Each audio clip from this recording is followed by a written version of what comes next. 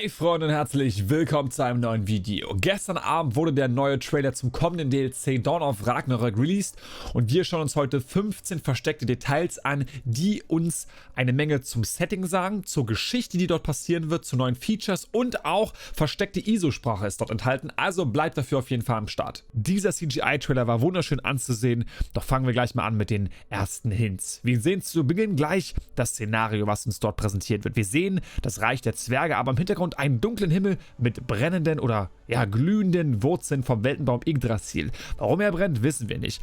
Wir wissen aber, wenn wir ein bisschen weiter schauen, dass dort eine Invasion stattgefunden haben muss, denn hier in dieser Mine bei den Zwergen liegt alles brach und die haben es, sage ich mal, von heute auf morgen einfach liegen gelassen und sind abgehauen wahrscheinlich. Der Trailer lässt uns aber keine Zeit auszuruhen und zeigt uns gleich, mit welchen Gegnern wir es zu tun haben werden, nämlich den Angreifern aus Frost und Flamme, wie sie es hier sagen, einmal aus Jötunheim, wie wir sie schon gekannt haben, und einmal eine neue Fraktion aus Muspelheim. In derselben Szene wird uns gleich eine neue Waffe gezeigt, und zwar am Soldaten hier rechts, der vorbeiläuft, ein Langbogen. Der sieht überproportional groß aus und es muss eine neue Waffe sein, die wir später auch im Video nochmal sehen werden. Es geht sofort weiter mit einem Feature, was schon geleakt wurde, nämlich die Hellebarde, die jetzt aber auch hier sichtbar ist, die Odin um sich schwingt. Wunderschön.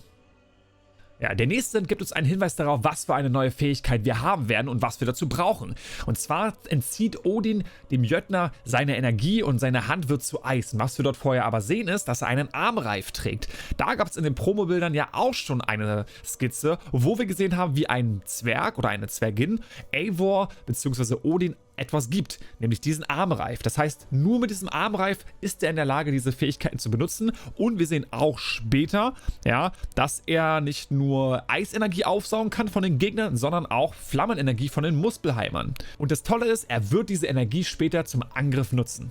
Und der Trailer zeigt uns auch gleich, warum wir in Svartalfheim sind, was unsere Motivation ist. Denn der Sohn von Odin, Balder, der wurde gefangen genommen. Und in derselben Szene sehen wir auch eine versteckte ISO-Nachricht, die, wenn ich es geschafft habe, habe ich bis zum Zeitpunkt dieses Videos auch übersetzt. Und das sollte dann auf meinem Kanal sein, beziehungsweise sollte er jetzt hier oben erscheinen.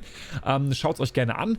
Sehr, sehr geil. Ich hoffe, es ist eine coole Nachricht. Wenn nicht, dann kommt das auf jeden Fall später auf meinem Kanal. Im selben Atemzug sehen wir in der fast gleichen Szene einen brennenden, ich denke mal Yggdrasil, aber was viel interessanter ist, wir sehen den Turm, wo Balder gefangen genommen wird. Und das, glaube ich, ist in Muspelheim. Ich glaube nicht, dass das in Svartalfheim ist, weil es sieht ziemlich düster aus, wenn man sich das hier anschaut.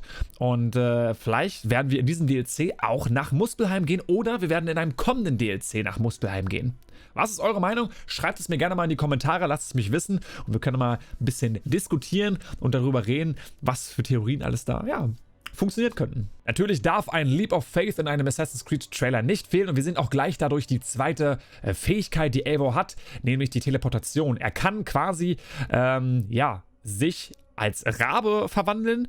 Das ist eine Fähigkeit höchstwahrscheinlich in dem Spiel. Andy hat das auch schon geleakt und dann quasi von oben angreifen, und eine schöne Abrollbewegung machen. Und dann kommen wir in eine wunderschöne Kampfszene, wo Eivor zum ersten Mal auch seine aufgeladene Energie nutzt, um den Gegner zu besiegen, den Muspelheimer mit seiner Eisfähigkeit, mit seiner Eishellebarde, lässt er diesen Gegner zu Eis erstarren und zerbrechen. Interessant auf jeden Fall. Und danach sehen wir, dass er getroffen wird von einem Pfeil. Und dann haben wir die zweite Nachricht, die zweite ISO-Nachricht, die hier versteckt ist, die übersetzt wird, werden sollte. Sehr interessant auf jeden Fall. Und diese Nachricht ist hoffentlich jetzt auch schon übersetzt. Ich weiß noch nicht, was sie bedeutet zum Zeitpunkt der Aufnahme jetzt um 23:35 Uhr. 13. Dezember. Schauen wir mal, ob das bis morgen dann schon übersetzt ist. Ist jetzt kein wirklicher Fakt, aber wir sehen auch, dass hier ein Bogen aus extrem hoher Reichweite verwendet wird. Und es sieht mir aus wie der Langbogen, den wir zu Beginn gesehen haben. Und die dritte Fähigkeit, die verwendet wurde, ist nämlich ein Teleportationsbogen, mit dem sich Eivor über mehrere Distanzen teleportieren kann. Ich denke, das wird auch in der Zukunft ein wunderschönes Spiel, wo man die Fähigkeiten nutzen muss, um sich zu teleportieren, um durch gewisse Gänge durchzukommen. Ich denke, das ist eine coole Sache.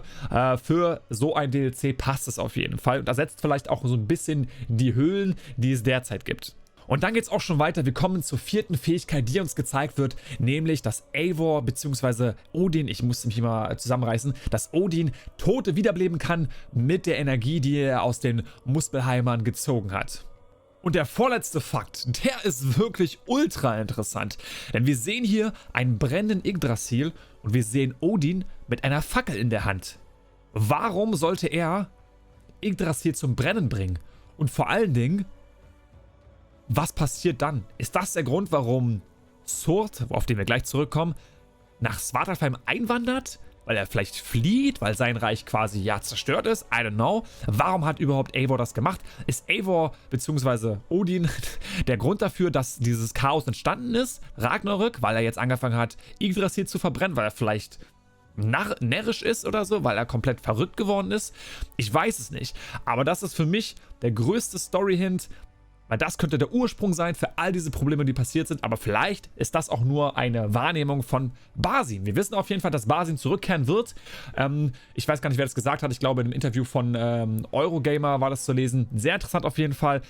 Sehr, sehr nice. Wenn ihr bisher diese Fakten interessant fandet, dann lasst doch jetzt mal einen Daumen nach oben da und ein Abo auf diesem Kanal, weil da würde ich mich auch sehr drüber freuen, weil hier bekommt ihr natürlich nur News, Guides, Lore, nicht nur, sondern auch und auch die Übersetzungen zum ISO-Rätsel zum Beispiel. Also bleibt gerne hier und wir schauen mal weiter, was der letzte Fakt ist. Wir sehen nämlich dann in der letzten Szene wahrscheinlich unseren Endgegner Sword. Hier wird angegeben, beziehungsweise uns wurde angegeben, dass dieser Sword nicht tötbar ist. Also es ist quasi ein untötbarer Gott. Und da ist die Frage, wie sollen wir den besiegen? Was müssen wir dafür tun?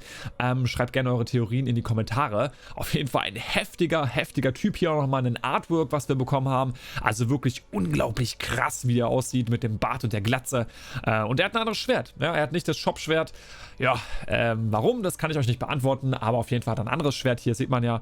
Und das wird unser Endgegner sein, der Boss aus der Welt, Muspelheim. Die Zeichen Ragnaröks kommt am 10. März 2022 raus. Ja, wenn ihr es euch vorbestellt, habt ihr die Möglichkeit, dieses Twilight Pack jetzt schon in eurem Hauptspiel zu bekommen. Ja, 40 € kostet das Ganze. Ich muss sagen, das ist ganz schön happig. Ich weiß nicht, was da noch alles kommt. Wenn nur dieser Content kommt und der so ähnlich ist wie zum Beispiel das Paris-DLC, dann pro Mahlzeit, muss ich sagen, finde ich nicht so gerechtfertigt. Wenn aber das Year 2, weil da gab es noch keine Ankündigung, ja, da gab es überhaupt keine Ankündigung. Wenn das Year 2 im Grunde sehr, sehr viele schöne Inhalte hat, außer diesen, und dann 60 € kostet, dann kann man das sich überlegen, weil ich meine, 60 €, das ist ein gesamtes Spiel, 40 € sind auch schon eine schöne Spielzeit, wenn die storytechnisch gut ist. Aber Freunde, das können wir mal später besprechen. Ich habe noch ein Video zu den geheimen, versteckten Inhalten aus dem Crossover-Stories-Trailer mit Cassandra und Eivor. Schaut ihn euch gerne auch an. Und natürlich die Info zum Patch 1.4.1 ist heute auch schon online gegangen, beziehungsweise wird online gehen. Dementsprechend schaut auch gerne mal vorbei. Also, wir sehen uns. Bis dann, Freunde. Tschö mit Ö und ciao mit V. Und Abo, wenn ihr es habt. Die Glocke nicht vergessen. Danke. Was? Höre ich da die Glocke? Nice. Jetzt heißt es für euch abwarten und Met trinken. Auf dass wir uns im nächsten Video wiedersehen. Bis dahin, euer Eivor.